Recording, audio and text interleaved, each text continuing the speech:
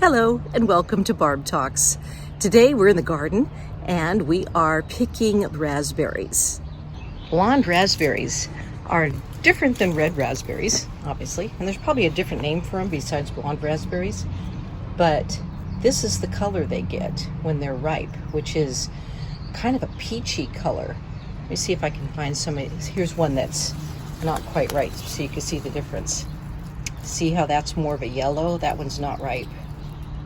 But that peachy one in the middle is ripe. And they have a sweeter taste. Red raspberries have kind of a tang to them. And these, I guess I should call them peach. See how easy that fell off? That means that one's ripe. And so today I am picking these so that I can enjoy eating them. And then something that I do, you see this little place where the berry came from. There's that little piece there. If I leave that there where the berry used to be, then what I found is it tends to get mold on it, and then as this berry ripens, it might end up getting mold on it too. So I found that one of the best things that I can do is just clip that part off. And then that allows there to be enough airflow to let the other ones grow healthy as well. Another good thing about raspberries is the leaves themselves you can harvest and either dry or just use fresh and make raspberry leaf tea. You can get that in grocery stores and it costs you money, or you can just pick it off your bush outside. And I actually have some red raspberries. I'll show you those as well.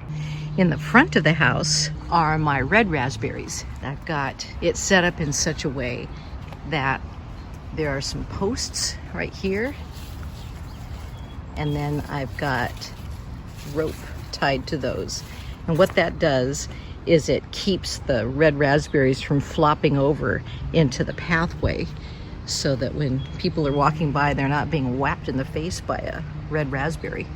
Out here it gets a lot more sun, and so they tend to ripen up very well. What I'm seeing here, I give the neighbors permission to, when they come by, to pick the raspberries off here, and I'm seeing that those are duly being picked. But let me see if I can find a red raspberry.